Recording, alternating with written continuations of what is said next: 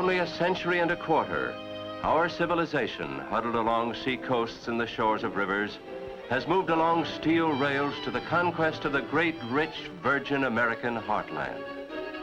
Rails carried the tools to carve a new empire, richer and more powerful than any history has known. And rails brought the hard-handed, dream-driven men to create the new cities. Chicago, Cincinnati, St. Louis, Omaha, Denver, Birmingham, Kansas City, Memphis. From the great marshalling yards of the subcontinent, the trains go forth weaving a network of parallel rails, 4 feet 8.5 inches apart and 250,000 miles long. The story of American railroads is the story of American growth. On July 4th, 1828, on the 52nd birthday of the United States, work began on the first American public railroad.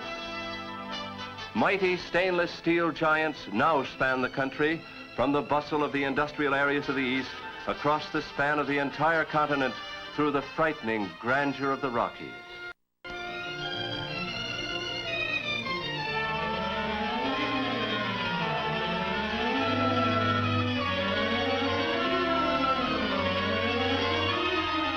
In minutes, passengers go comfortably through mountains it took many men, many painful years to pierce. And the toil and genius which penetrated the rocky spine of the continent brought the two oceans closer together and made of the land lying between one country.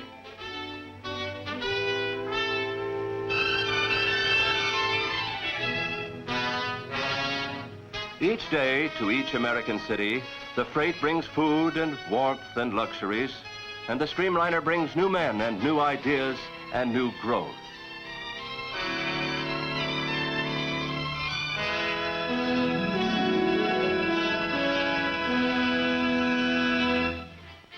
A train is a machine.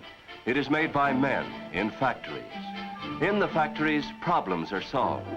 But a solution means only that the next problem must be tackled as part of an unrelenting effort at improvement. The biggest problem on the first train was sealing the cylinders of the locomotive to keep in enough steam to drive the pistons. Now it's streamlining and better engineering for more speed, vista domes for a full view, more efficiency, more power, more comfort. Each year a train must do more and do it better.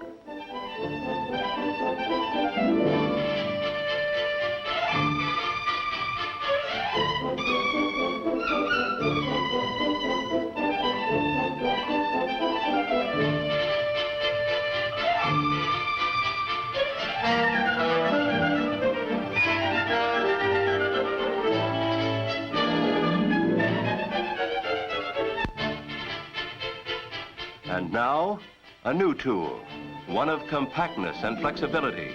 A car of stainless steel which is its own train, carrying its own power, self-contained. The engines move easily in or out for simpler maintenance. The car itself is designed to go anywhere and to operate where the transcontinental giants could not do so economically.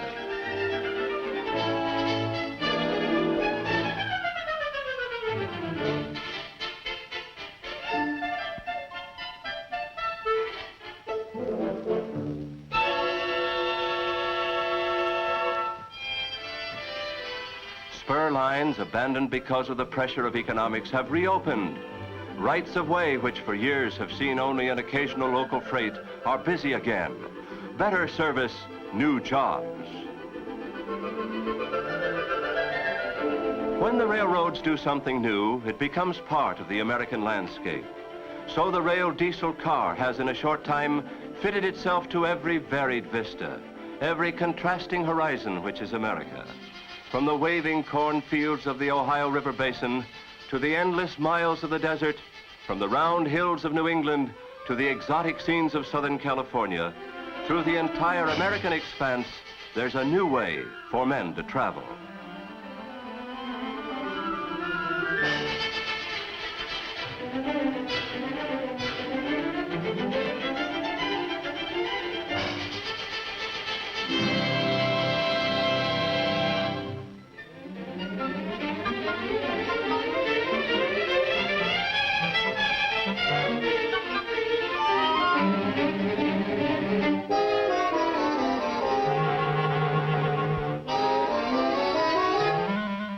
The new and the old. The rail diesel car crosses the oldest railroad bridge in the country.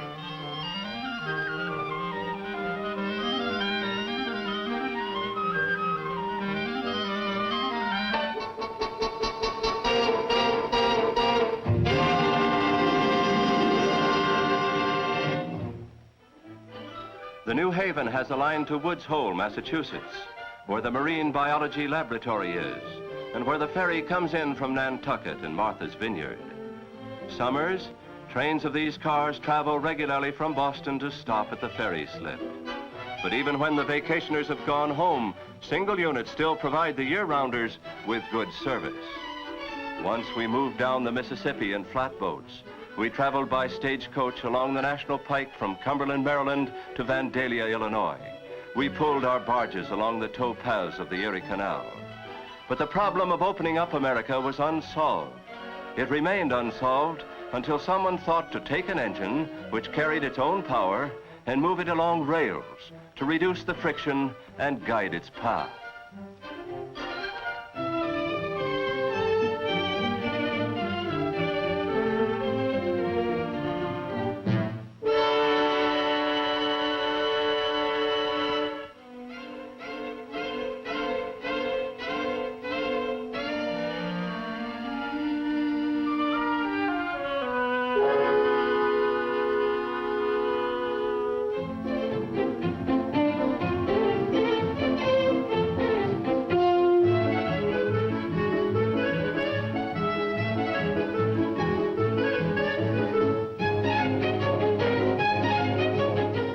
Down among the piney sand dunes of South Jersey, between the surf of the Atlantic Ocean and the still waters of Delaware Bay, the Pennsylvania Reading Seashore runs a 3-car unit into Tuckahoe.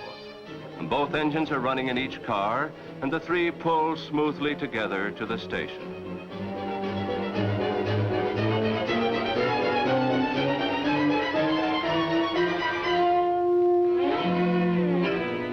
The train is split without endless backing and switching.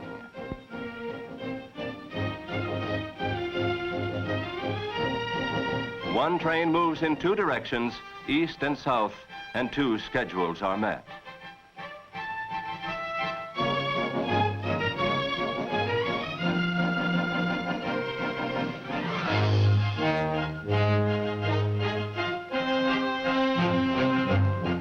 When railroading was younger, spurs shot out from the main line in every direction, moving through the back country to small towns which depended on them for economic life. Lately, many of these have closed.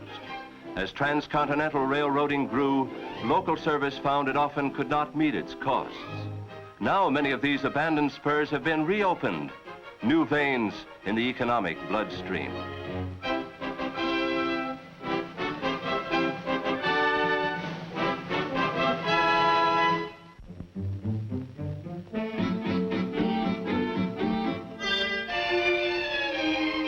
We are known to history as a restless people, never content to stay put, always pushing forward and outward in search of better living or new surroundings, or seeking only the pleasure of continual movement.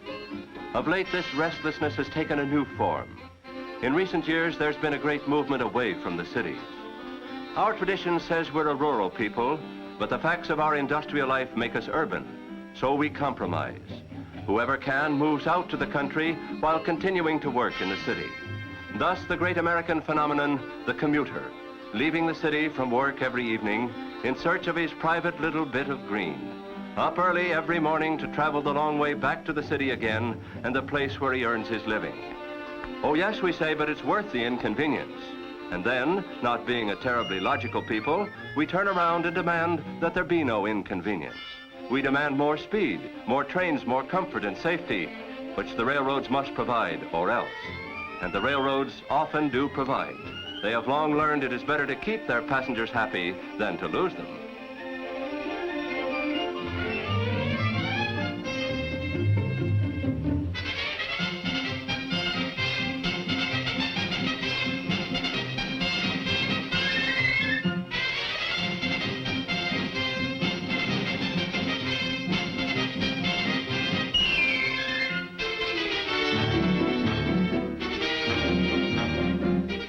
American rails have always depended more on the goods they carry than on the people they move.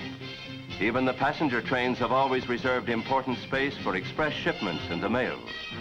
The development of the one-car train has taken this into careful account, and where required, combination cars carry mail and express as well as passengers.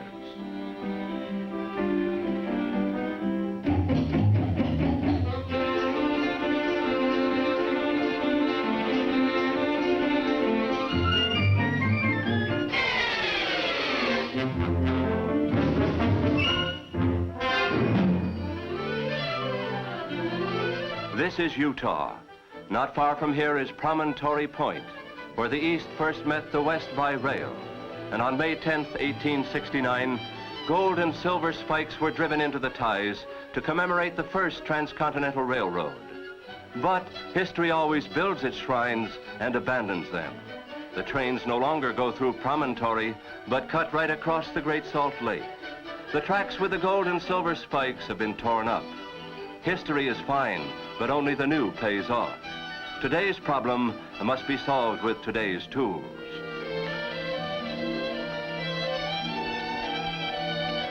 The California Zephyr tying the Midwest to the Pacific. And the Zephyrette traveling the same rails on a different mission, not to bind together two halves of a mighty country, but to serve the small towns and way stations that lie between our large cities. The restless wheels of America are now on one car, moving swiftly and surely through 1,000 miles of deserted vastness to small places where it fills the needs of a few people.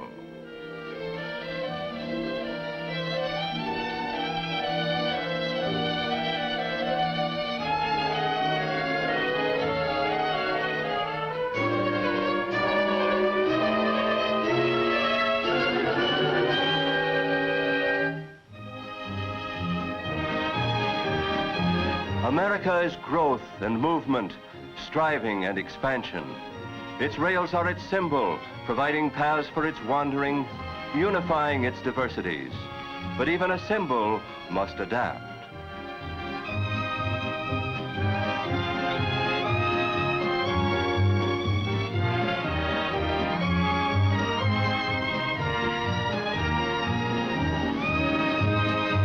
As each day is met on its own terms, the rails are kept shiny by constant use, and the signal on ahead is clear iron.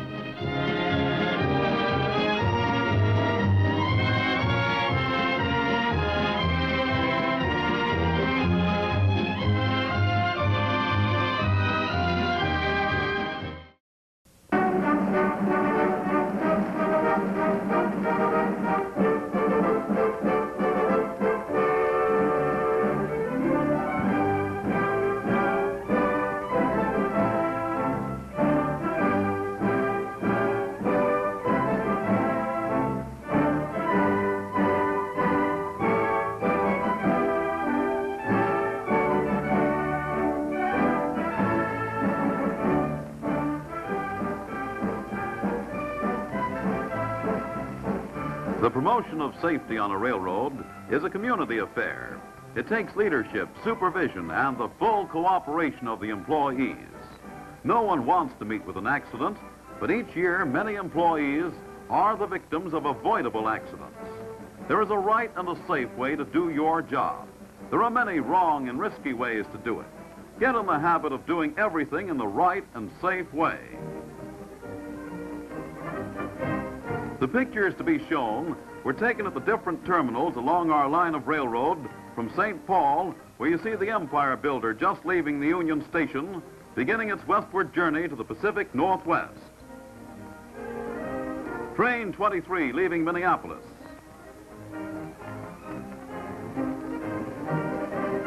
Butte. Whitefish Yard. Hilliard Depot. King Street Station, Seattle. Klamath Falls Office and Depot Building, and various other terminals. We will first discuss train service accidents. These account for 6 out of each 10 employee fatalities. We will point out some of the more serious of unsafe practices that are too often indulged in. Also, the right and safe way of doing the same job. There goes the noon whistle. What happens as the men leave the shop?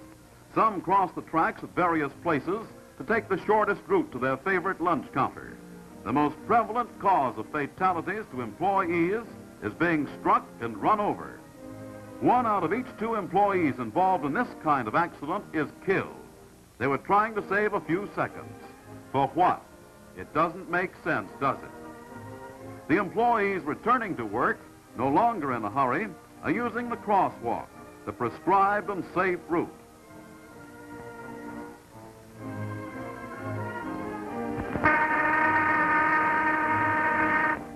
Another bad practice is taking shortcuts when the day's work is done. Here is a group of employees crossing a number of tracks, including 2 mainline passenger tracks and 2 mainline freight tracks.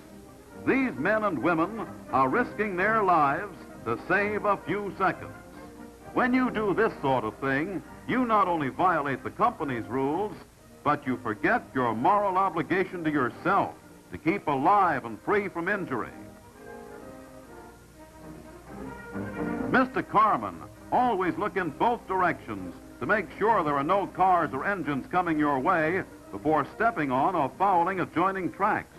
You, young man, are surely carrying signals for the ambulance. Never walk on a track if it can be avoided.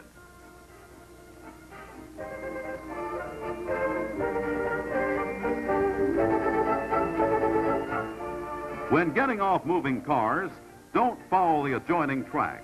If you have to cross tracks and work around moving cars and engines, you'll find the job as safe as you make it, no safer. An X should mark this spot. One of our men was killed here, going around the end of a car as this man is doing. The rule is that you allow 15 feet when you walk around a car, like this. For your safety, always allow the 15 feet.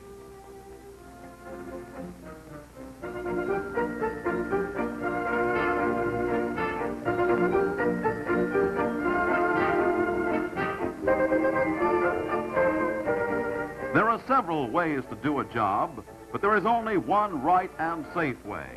Here, a trainman working with an engineer stops to line over a switch located on the fireman's side. Then he gives the fireman a backup sign and starts to cross the track. It's all wrong and bad practice and dangerous. Watch this man do the same job the right and safe way.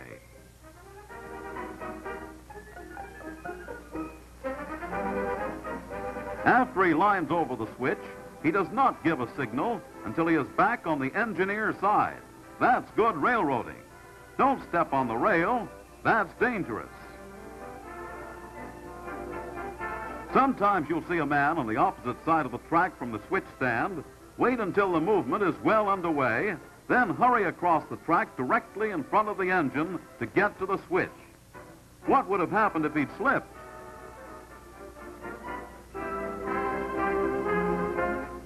This scene shows the same crew doing the same job successfully and safely, taking no chances. He didn't have to run across because he was on the right side, the safe side. Here's another thing. Don't cross tracks in front of moving cars. This man was trying to get to the switch and didn't make it. What a chance for injury. If you work in a railroad yard, always look both ways before stepping on or fouling a track. The cars can't look out for you. Make your slogan, look both ways and live. Take the trespassing problem. We realize the attraction that railroads have for boys. 3 boys sauntering up the track with no thought of being in danger. In round numbers, there are 2,000 trespassers killed annually on American railroads. Contrary to very common opinion, only a very small percentage of those 2,000 are either hobos or tramps. 6 out of each 10 killed are citizens of the community in which the accident occurs. All of us should take every opportunity to warn trespassers of the risks they run. If they were members of our families, we would take definite action promptly. If Adults set a bad example. What can we expect from children? A block away is the overpass the company built for pedestrians. Why isn't it used? Coupling up air hose can be done safely. Carmen are protected by blue signals. Trainmen and yardmen normally do not have this protection. They must be alert. Here is a young man trying to couple up the air hose with his knee resting on the rail. He is not in a position to get away quickly if the cars begin moving. His foreman is telling him always to keep on his toes so that he can move quickly if the unexpected should happen.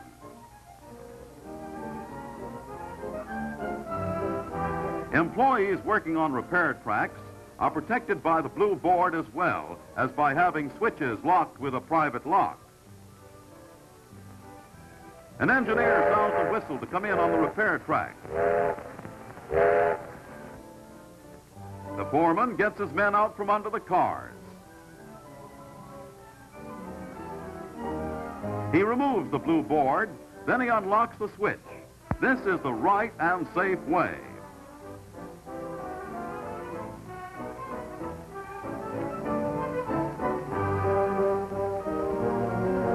Operating switches carelessly accounts for many injuries. Watch this operation of a ground throw switch. Wow! A painful shock, but it should never have happened. Why not do as this man is doing and prevent such needless foot injuries? Take hold of the ball of the switch lever and keep your feet back sufficiently to clear it.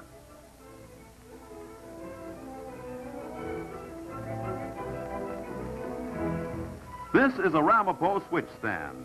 On mainline switches, they are equipped with a lock. On inside switches, they are equipped with a hook. After using, if equipped with a hook, see that the hook is put in place. If equipped with a lock, make sure the lock is put back into the staple of the switch and locked. This is important. And always take time to see that the switch point fits tightly against the stock rail. Getting on and off cars and engines improperly is one of the most prevalent causes of injuries. When stepping off the leading footboard of a moving engine, always swing off the end, clear of the footboard and pilot beam, as this man is doing. Too often we see employees stepping off directly in front of the engine on the end of the ties. This is wrong. Too frequently they are caught by the footboard when the engine drifts upon them. Again, you see the right and safe way to perform this act. Swing off the end, clear of the footboard and pilot beam. Play safe.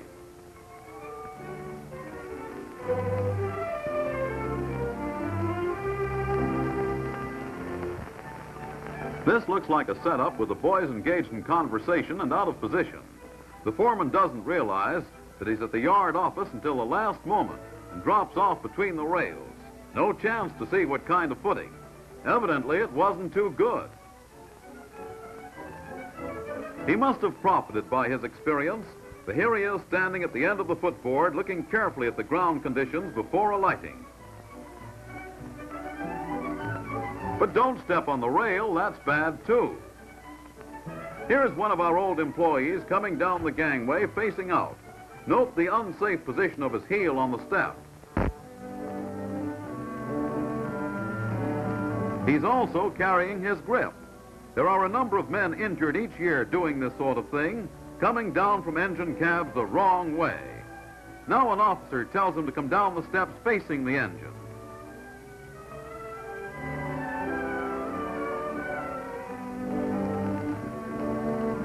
His foot rests securely on the step when he comes down the right way.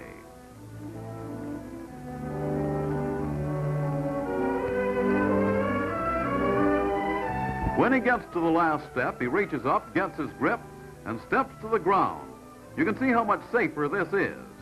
Employees dismounting from cars or engines should always take time to look over the ground conditions where they are going to alight.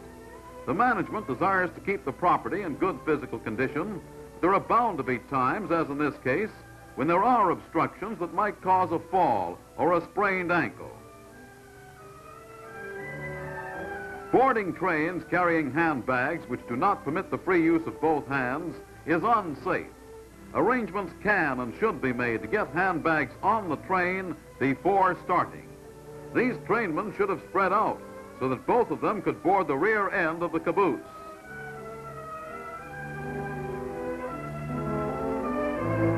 Flat cars and tank cars are not as well designed for boarding or alighting from as house cars.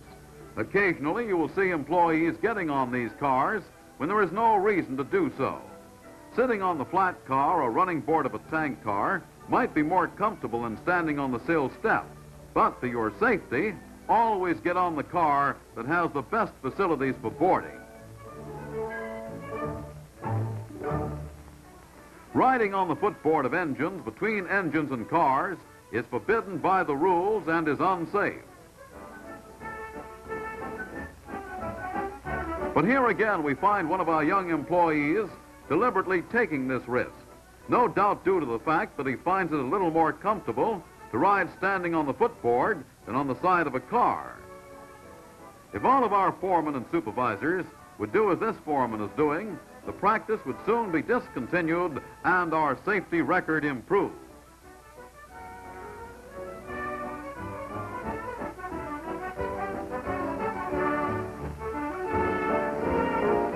This fireman has opened up the manhole cover of the engine tender before pulling the spout around. Wrong. When using the hook to pull the standpipe around, he stands directly facing the standpipe, placing himself in a position to become overbalanced and fall. Wrong. Falling accidents account for more than 1/4 of our casualties.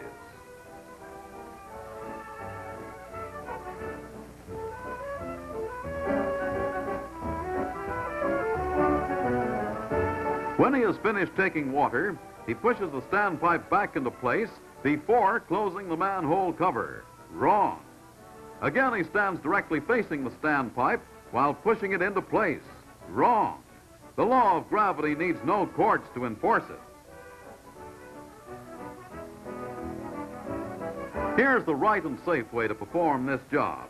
When placing the hook over the standpipe, he stands sideways, putting his left foot on the railing to brace himself.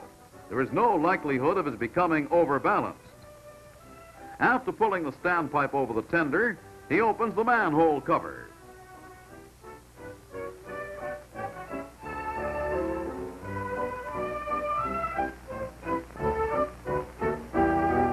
When finished taking water, he first closes the manhole cover. Then he puts the standpipe back into place. Note how he stands with his foot on the railing while he completes the job.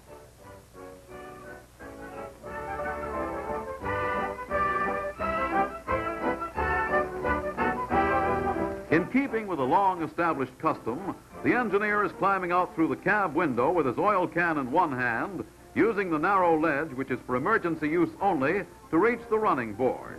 This has proven a dangerous practice and has caused serious injuries. It has been forbidden for years. Here an officer stops the engineer and directs him to do the job in the right way. There are good, safe facilities for getting down from the engine the correct way, as well as good steps and handholds on the front end of the engine for getting up onto the running board. Why not do the job the safe way?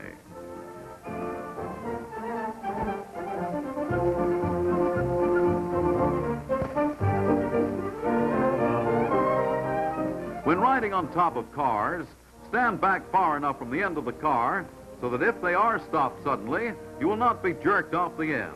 This man is getting up too close for safety. His foreman stops the movement and tells him why it is dangerous to ride so close to the end of the car. He instructs him to stand well back and toward the middle of the car. Occasionally, the pin puller fails to get the pin, as happened here. But this man was prepared, and it was a good thing that he was. Falling accidents while operating handbrakes are occurring too frequently, largely due to the employees' failure to perform their work the safe way. We are going to discuss the different types of handbrakes that are universally used. The old-style horizontal wheel brake operated from the deck of the car, the platform brake with a horizontal wheel, and the power handbrake with vertical wheel operated from the brake platform. But let's start from the ground and work up. Going up, turn your foot partly sideways for secure footing, keeping a firm hand grip on each ladder rung. First, we observe him setting a deck brake, pushing on the brake club, but he is too near the center of the end of the car. If the brake chain or brake club should give way or slip, he would be headed for the ground. If you want to push on the club, then place yourself in this position. If the unexpected should happen, you won't fall off the car and be injured. Next, we have the platform brake with horizontal wheel. The way it's being set is wrong. First, there is the chance the man may be caught between the ends of running boards when he couples onto the next cut of cars. Second, if brake chain should give way or the brake club slip, he would be bound to fall.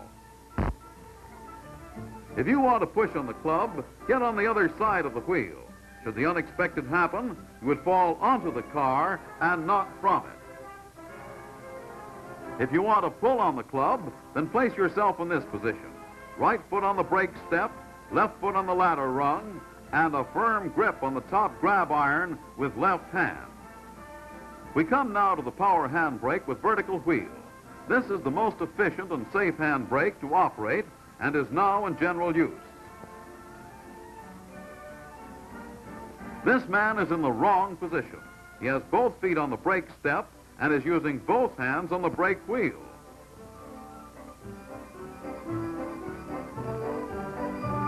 This one is doing all right in setting the brake, but when he wants to release it, he lets loose of the grab iron with his left hand.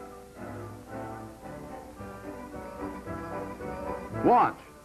All wrong. These brakes are so designed that you can obtain all the braking pressure desired by the use of one hand on the brake wheel. Never use a brake club in a power hand brake. Never let loose of the top grab iron with your left hand to release the brake or to use on the brake wheel to set it tighter. This brake is known as the one-man, one-hand operated brake. This employee is in the correct position for setting a power hand brake and is releasing it in the proper manner.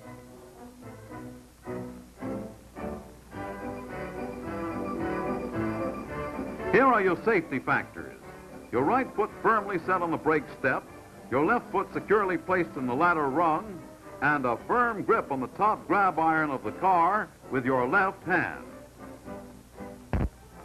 We have illustrated all falling accidents with fair weather scenes. As the most northerly railroad in the United States, we have our full share of sleet, snow, and icy conditions, which increase the hazard of getting on and off cars and engines and the chance of slipping and falling. Heavier clothing retards freedom of action. Care should be used to wear the safest type of clothing for the work to be done. Be especially careful of your footwear to avoid unnecessary slipping. Remember, when you have your cap pulled down over your ears and your coat collar turned up, your ability to hear is restricted, making it necessary to do a better job of looking. Your eyes are your best protection. Remember, too, metal cars under these conditions are slippery. Here a hostler is getting off an engine which just came in from Winnipeg. Sub-zero weather. There is bound to be snow and ice on steps and elsewhere under such weather conditions, which requires that greater care be used. This hostler, however, was able to get down from the cab and get back again without mishap.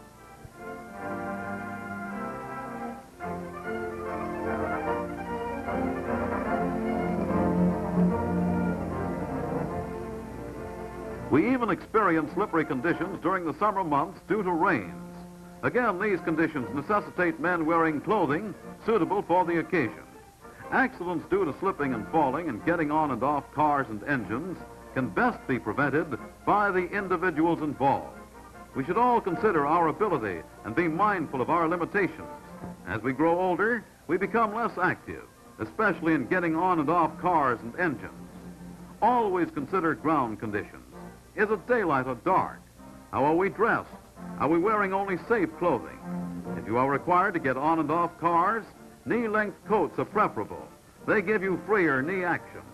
Is the speed too great for safety? Or does our physical condition require slower speed? If so, play safe. Think first. Our management has eliminated literally thousands of restricted clearances in the past few years and intends to do so wherever it's possible. Employees should remember these are hazards common to every railroad. They were all here when we came and asked for the job, none having been built in recent years. We must familiarize ourselves with their location, as we agreed to do when we signed the application for employment, and use the care necessary to avoid injury.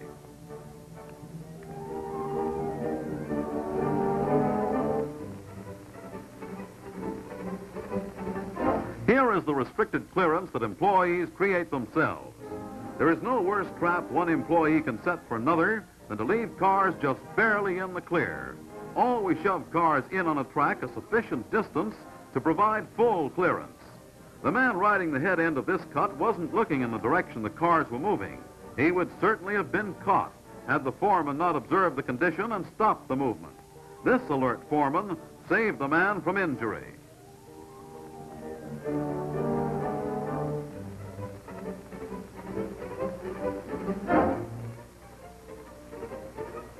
Needless injuries in coupling and uncoupling cars are still occurring. This employee is riding the leading footboard, coupling onto a car of rails that have shifted. In trying to adjust the coupler with his foot, he could have been injured.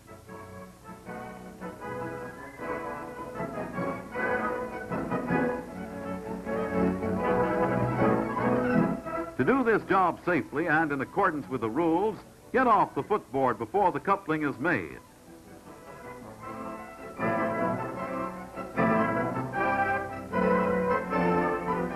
Stepping in between cars to open or adjust knuckles as they are about to couple is dangerous, as those in the business know. This man is warned to stop the cars while they are at least 10 feet apart, if it's necessary to go in between them for this purpose. He then can adjust the knuckles safely.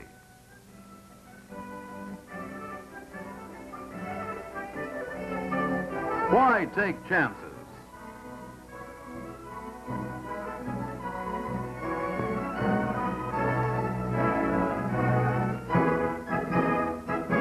Let's take a look at the end construction of our new streamlined cars. You will note that the diaphragm is as wide as the cars. To have any part of your body in between these cars when coupling is being made would certainly be tragic, if not fatal. If you are in the habit of stepping in between cars while they are being coupled, stop it now before it's too late.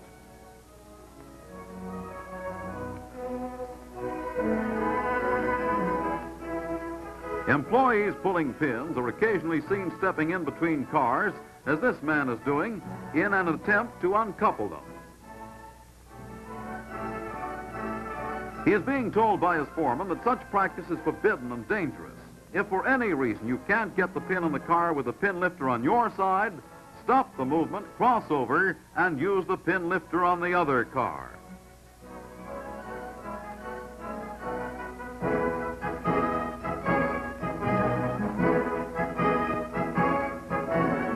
Here a pin puller is trying to get the knuckle open before making the next cut. Can you think of anything more dangerous than backing up in front of a moving car? If you slip or trip, you haven't a gambler's chance. To open the knuckle, wait until the car is stopped, then open it. The accidents discussed have been train service accidents. Now let's talk about train accidents. Only 6% of all train accidents involve personal injuries, but there's always the chance of a serious accident in which large numbers of people are killed and injured. Any train accident may be serious. Let's try to prevent all of them. 62% of all the reportable collisions are yard switching accidents from causes such as shoving track blind, not knowing how many cars are on the track, and not having an employee stationed to observe and control the movement, cornering cars while switching on ladder tracks, failure to properly secure cars with hand brakes, especially in yards where there is a slight grade. The last results in more damage than any other cause.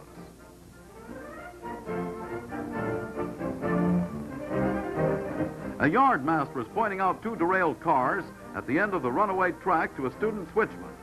In making up a train, the men didn't have enough hand brakes on the cars, and when they shoved the track, a cut of 25 cars just simply kept on going. Luckily, no one was injured, but enough damage was done, and it caused a lot of delay.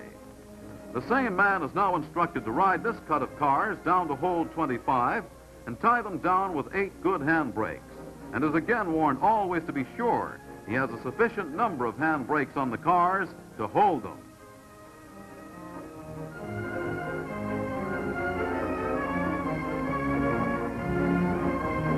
Rule 99 reads in part, when a train stops under circumstances in which it may be overtaken by another train, the flagman must go back immediately with the flagman signals.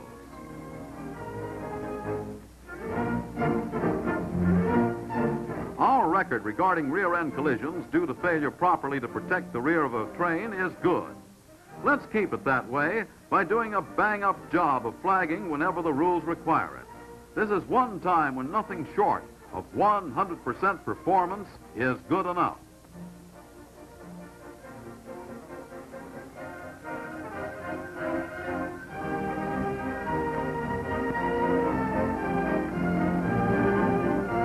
The Empire Builder is coming into town.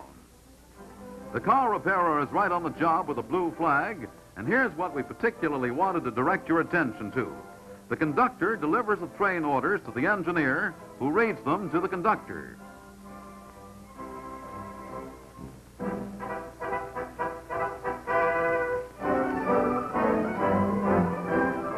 They compare time. Correct time and a uniform understanding of the orders by the conductor and engineer is certainly a good start for a safe trip. The other members of the crew, the firemen and brakemen, must also make time comparisons with each other, read all train orders, and keep in mind their requirements. Some very serious accidents have occurred due to exceeding the maximum allowable speed. The most serious of these accidents have resulted from exceeding the permissible speed on curves.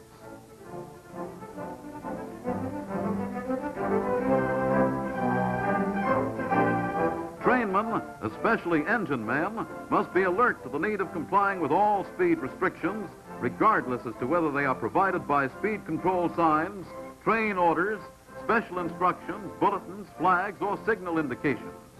Here is a 35-mile speed restriction sign placed because of an 8-degree curve. The important thing for engine men to understand is that excessive speed is considerably more hazardous on sharp 8 to 10-degree curves than it is on flatter curves, such as 2 or 3 degrees. Observe all speed restrictions. If there is to be any variation, have it on the safe side and never exceed the maximum allowable speed.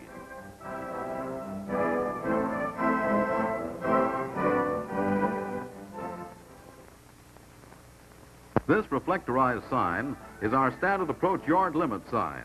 It's located 1 mile in advance of the yard limit board to give the engine man warning that he is approaching yard limits and an opportunity to slow down his train if need be to meet the requirements of Rule 93.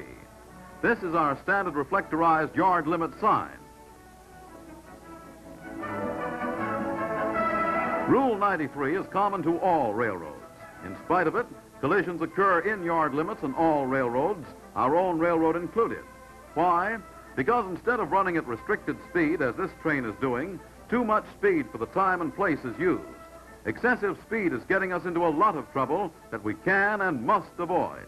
Let's give this problem serious thought.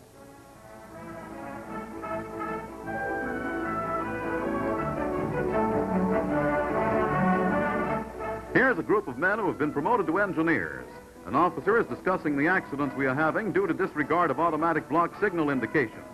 Their attention is directed to a stop and proceed signal, and he states that no engineer would disregard the indication of this stop signal if he could get his train stopped. He says, "Come back to the next signal, and I'll explain why the engineer is not always able to comply with the stop and proceed signal." This is an approach signal, indicating proceed prepared to stop at next signal. Trains exceeding medium speed must at once reduce to that speed. Here is where the trouble starts. If you respect the requirements of this signal and control the speed of your train accordingly, you will always be able to stop at the stop signal.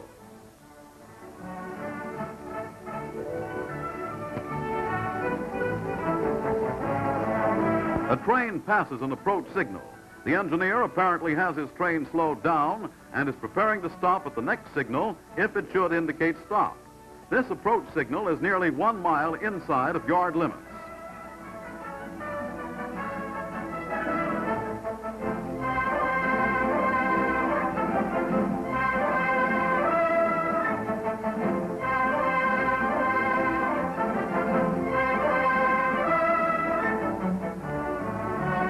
Another train passes the same signal showing approach indication, but this engineer doesn't seem to have paid any attention to its requirements.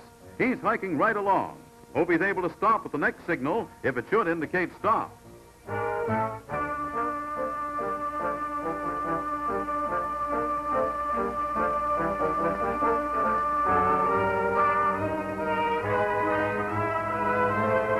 Here's your setup. He's trying to stop, but he'll never make it. All because he didn't comply with the requirements of the approach signal.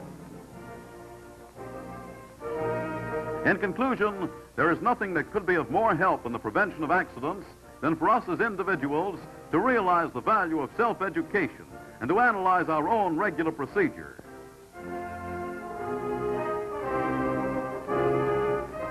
In crossing tracks, always use the prescribed and safe route. Always keep a clearance of at least 15 feet when passing around end of standing car. Always look in both directions before stepping upon or fouling a track. Never walk on a track when it can be avoided. Never go between moving cars for any purpose. When riding on top of cars, select a safe place to stand, keeping in mind the possibility of slack action. When operating handbrakes, always perform the work in the safe manner.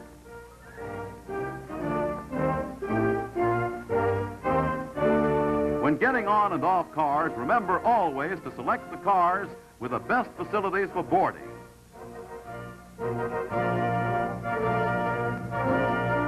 Learn the location of all restricted clearances and guard against injury when working about them.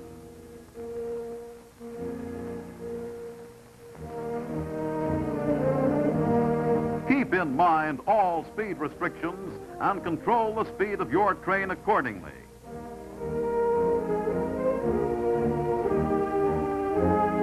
Always protect your train as required by Rule 99. Remember to comply with Rule 93 when passing through yard limits.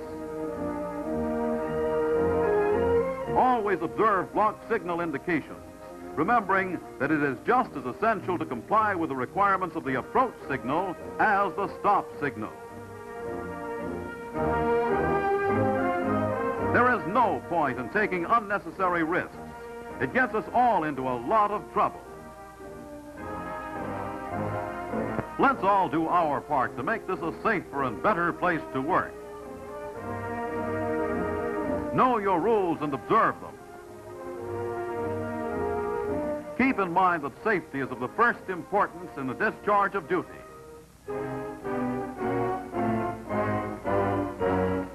Why risk your life?